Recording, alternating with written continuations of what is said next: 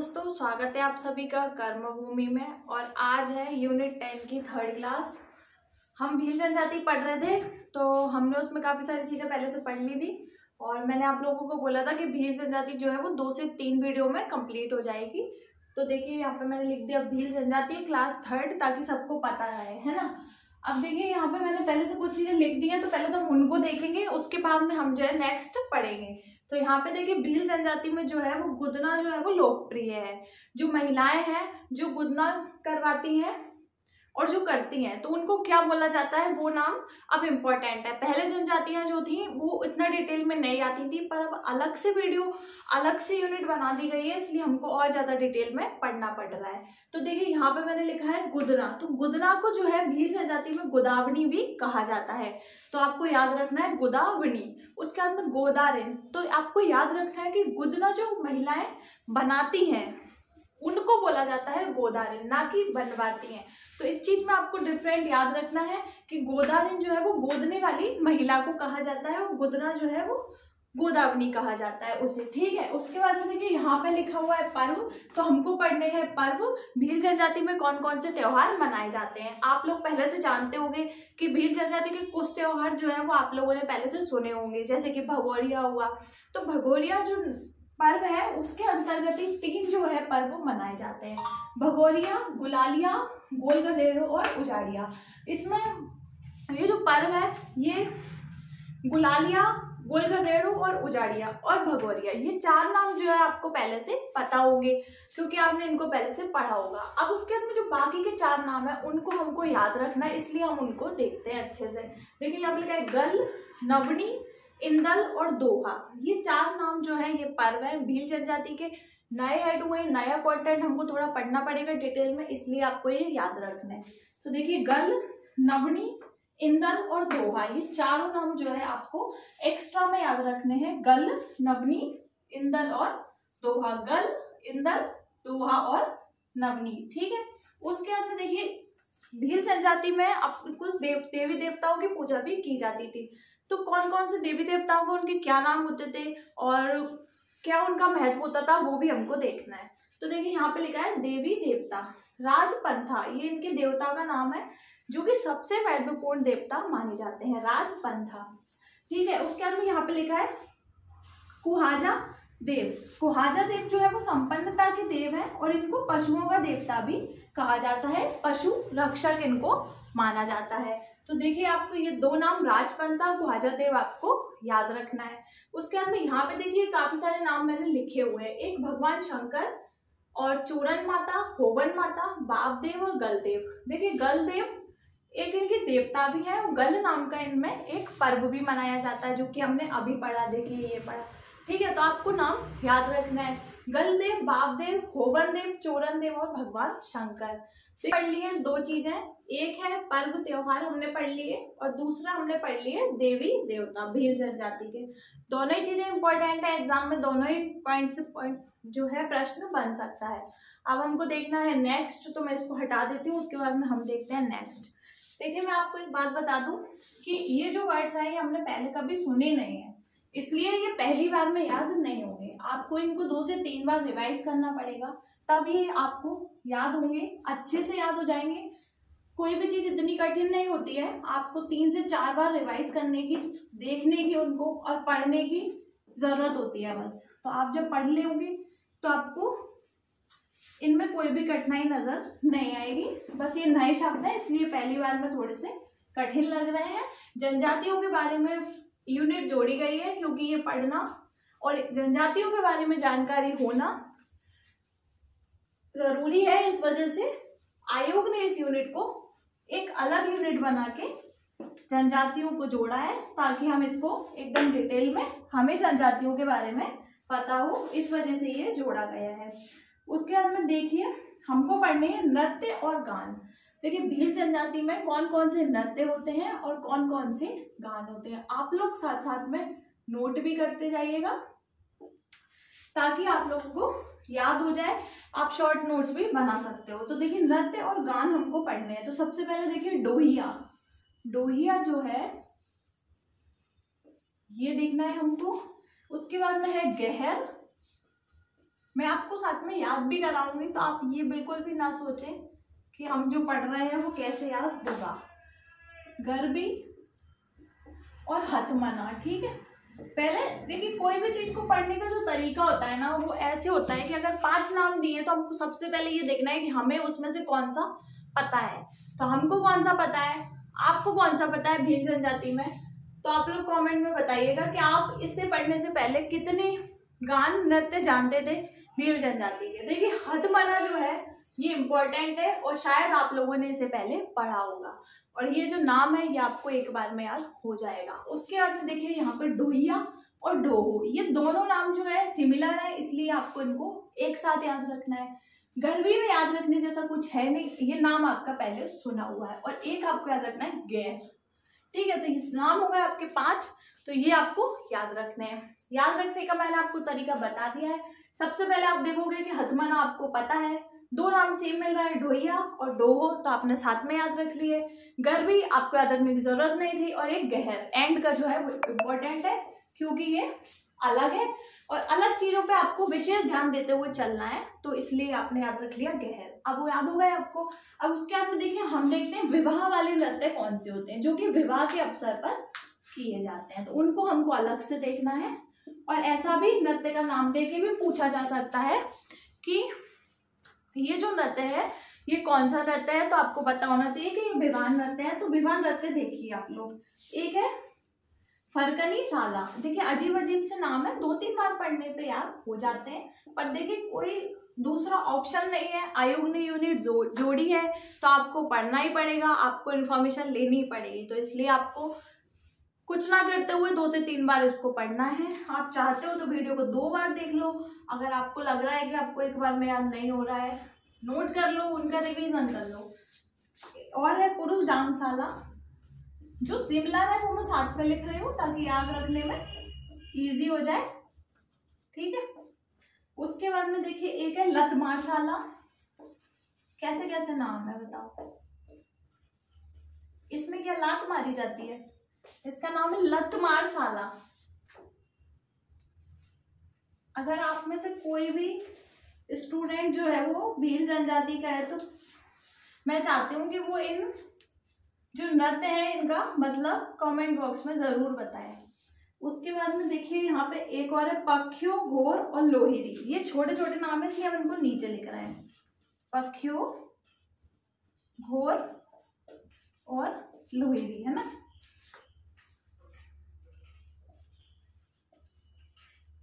देखिए अब हमको करना है इनको याद, तो हम देखते हैं। देखिए एक तो ये तो आपको याद करने की जरूरत ही नहीं है, लतमारशाला, ये तो आपको याद हो ही गया होगा, क्योंकि जो भी जितनी भी उटपटांग चीजें होती है वो हमारा दिमाग जो है वो जल्दी कैप्चर करता है, ये ह्यूमन टेंडेंसी है। तो देखिए लतमारशाला जो है वो याद रखने की बिल्कुल भी जरूरत नहीं है। पुरुष डांगशाला और फरकनी शाला, ये दोनों नाम आपको याद रखने पड़ेंगे, फरकनी और पुरुष डांग, ठीक है। फरकनी और पुरुष डांग, एक बार इसका रिवीजन कर लेते हैं। नीचे के दो है वो देखिए आप लिखिए घोर, लोहरी और पख्यो, ये नाम भी आपको याद रखने हैं। उसके अंदर देखिए फटाफट रिवीजन करते हैं। नृत्य और गान, ढोइया, डोहो सिमिलर है, हथमना, गहर और गर्भी, ठीक है। विवाह नृत्य कौन कौन से, फरकनी शाला, पुरुष डांग शाला, लतमार शाला, पख्यो, घोर और लोहिरी।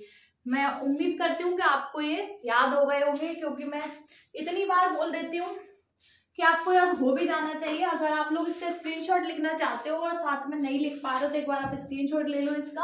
और अगर आप चाहते हो कि मैं और स्लो पढ़ाऊं तो ये पॉसिबल नहीं हो पाएगा, क्योंकि मैं ऑलरेडी बहुत स्लो पढ़ा रही हूँ, क्योंकि मेरा जो बोलने का वो है वो काफ़ी ज़्यादा फास्ट है और पढ़ाने को ध्यान में रखते हुए मैं काफ़ी स्लो बोल रही हूँ। मैं इतना स्लो बोलती नहीं हूँ, मैं और फास्ट बोलती हूँ, इस वजह से इससे स्लो नहीं हो पाएगा। आपको वीडियो जो है वो स्लो करके देखनी पड़ेगी अगर आप लिखना चाहते हो, या फिर आप स्क्रीनशॉट लेके रख सकते हो।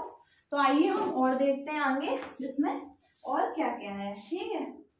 तो देखिए अब हमको देखना है इनका आर्थिक जीवन। आर्थिक जीवन, भील जनजाति का आर्थिक जीवन जो है वो हमको देखना है। अगर आप कंसिस्टेंसी मेंटेन रखोगे तो आपकी ये यूनिट कब खत्म हो जाएगी आपको पता भी नहीं चलेगा, और खत्म होने के साथ साथ आप कितने सारे फैक्ट्स जो है वो क्लास में याद करके जाओगे ये भी आपको कभी पता नहीं चलेगा। आप जब बुक उठाकर देखोगे, ये पढ़ने के बाद अगर आप कोई सी भी बुक उठाओगे उसके बाद आपको जब उसमें से पढ़ोगे तो आपको समझ आएगा कि ये चीज मैंने कहीं सुनी थी, क्योंकि सुनने का ही खेल होता है।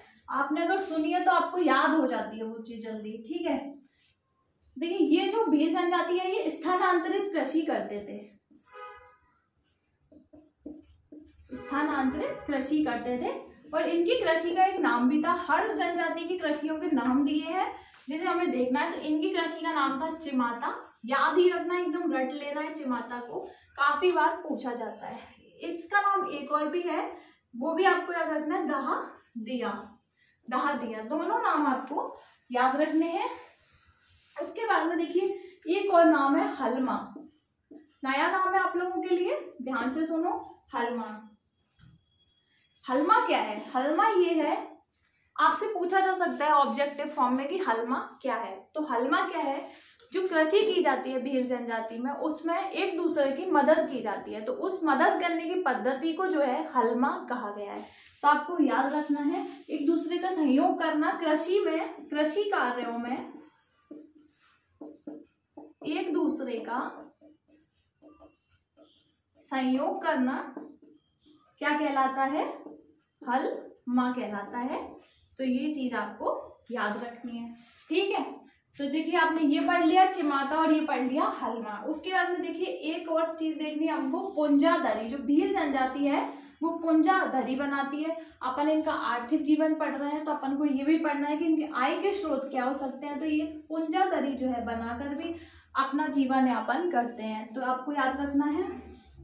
अब आप लोग बताइए कि भील जनजाति का हमने क्षेत्र पढ़ा था पश्चिमी क्षेत्र, अलीराजपुर झाबुआ साइड वाला। तो जो पुंजाधरी है ना ये जोबट अलीराजपुर में बनाई जाती है। तो आपको नाम याद रखना है जोबट। अलीराजपुर आपको पता होगा, बस आपको ये याद रखना है कि जोबट जो है वो अलीराजपुर में आता है। ठीक है, उसके बाद में इसके बारे में एक और इम्पोर्टेंट चीज है कड़कनाथ मुर्गा, जिसको जीआई टैग भी दिया गया है। तो आपको ये चीज भी याद रखनी है। ठीक, ये हो गया आपका आर्थिक जीवन। भौगोलिक संकेतक जो है उनको भी हम जब पढ़ेंगे तो एक एक करके आप अभी देखते जाएंगे टॉपिक वाइज। एक दिन किसी टॉपिक पे पूरे भौगोलिक संकेतक आपको याद कराऊंगी मैं एकदम अच्छे से। देखिए उसके बाद भाषा और बोली जो है एक टॉपिक है। तो भाषा जो है इनकी भीली है तो उसको मैं लिखूंगी नहीं, आपको वो पता होना चाहिए, ऑब्वियस सी बात है, मैं इसको मिटा रही हूँ। और उसके बाद हम पढ़ेंगे नेक्स्ट टॉपिक इनकी कला के बारे में। ठीक है, वीडियो अगर ज्यादा लंबा हो जाएगा तो हम इसको कल कंप्लीट कर देंगे भील जनजाति को। देखते हैं कला पढ़ने के बाद में, क्योंकि ज्यादा ये टॉपिक ऐसा है कि इसको एक बार में याद नहीं किया जा सकता, थोड़े थोड़े टॉपिक करके हमको इसको याद करना पड़ेगा। काफी बोरिंग चैप्टर है ये, तो हम जो है इसको धीमे धीमे करके देखेंगे। तो देखिए यहाँ पे लिखा हुआ है कला, ये मैंने लिख दिया। अब हमको देखनी है भील जनजाति की कलाएं। ठीक है, तो नाम लिख देती हूँ मैं सबसे पहले। तो आपका नाम पर फोकस होना चाहिए। मैं जब तक नाम लिख रही हूँ ना तब तक आप इनको पढ़िए कि ये नाम क्या है, इनको अपने मुंह से बोलिए और आपके दिमाग में ये बैठ जाने चाहिए, है ना। एक है दिवान्या और एक और है थाला। देखिए ये जो है गोत्रेज, ये मांगलिक अवसर पर बनाया जाता है। नाम आपको याद रखना है बस। देखिए ये क्या है ये इतना नहीं पूछा जाता, सिर्फ पूछा जाएगा ना तो पिथौरा का पूछा जाएगा, क्योंकि पिथौरा जो कला है वो काफी ज्यादा महत्वपूर्ण है। उसके अलावा अगर आपसे पूछा जाता है तो ये पूछा जाता है कि गोत्रेज जो है वो किस जनजाति की कला है, दिवान्या जो है वो किस जनजाति की है, और थाला जो है वो किस जनजाति की कला है। इस टाइप के क्वेश्चन प्रीलिम्स में देखे जाते हैं, तो आपको ये पता होना चाहिए। अगर आप मेंस की तैयारी करोगे तो आपको ये अगर 3 मार्कर में या 2 मार्कर में दे दिया कि गोत्रेज क्या है, तो आपको फिर बताना पड़ेगा, उसमें 3 लाइन लिखनी पड़ेगी कि ये भील जनजाति की है, इसमें क्या होता है मांगलिक अवसर पर, और फिर उसके बाद में बताना भी पड़ेगा कि इसमें होता क्या है। ठीक है, इसमें जो है आकृतियां बनाई जाती हैं दीवार पर, ये चीज इसमें है। ठीक है, उसके बाद पिथौरा जो है विश्व प्रसिद्ध चित्र है ये, विश्व प्रसिद्ध है और काफी ज्यादा इम्पोर्टेंट भी है। इनके जो चित्रकार हैं, जो कलाकार होते हैं, उनको क्या कहा जाता है? लिखिंदरा कहा जाता है। ये चीज आपको, ये नाम जो मैं लिख रही हूँ लिखिंदरा, ये आपको एकदम याद होना चाहिए, लिखिंदरा, ठीक है। अब उसके बाद में देखिए, आपको मैं बता दूं, पुंजा दरिया जो है वो हम पढ़ चुके हैं। पुंजा दरिया जो है, एक तो आर्थिक जीवन में हमने उनको पढ़ा, और दूसरा जो है पुंजा दरियों का महत्व कला में भी है, क्योंकि वो उनकी एक कला है पुंजा दरिया। तो वो हम यहाँ पर नहीं लिखेंगे, बस आपको पता होना चाहिए, ठीक है। उसके बाद में देखिए नंदना प्रिंट, नंदना प्रिंट भी जो है भील जनजाति से रिलेटेड है, तो ये चीज आपको पता होना चाहिए, ठीक है। नंदना प्रिंट जो है कपड़े का प्रयोग, ठीक है। अब देखिए मैं आपको बता दूं, दीवान्या क्या है? दीवान्या जो है भील जनजाति में, इसमें क्या किया जाता है? दीवार में ऐसी जगह बनाई जाती है, यहाँ पर दीपक रखा जाता है, ठीक है। दीवार में दीपक रखने का स्टैंड जो है, उसको दीवार में दीपक रखने का लकड़ी का स्टैंड होता है, जिसको क्या कहा जाता है? दीवान्या कहा जाता है। उसके बाद में एक और बच रहा है हमारा थाला। ये जो है थाला, ये आटा पीसने की, आटा पीसने की लकड़ी से निर्मित बट्टी होती है, जिसको थाला कहा जाता है। ये चारों नाम जो है कला में, ये काफी ज्यादा इम्पोर्टेंट है। मैं इतनी बार क्लास में बोल देती हूँ कि आपको ये क्लास में याद हो जाते होंगे, गोदरेज, पिथौरा, दीवान्या और थाला। तो जब भी आप बुक पढ़ोगे तो आपके माइंड में पहले से ये वर्ड रहेंगे, तो आपको कंफ्यूजन नहीं होगा और आपको ये नए नए नहीं लगेंगे।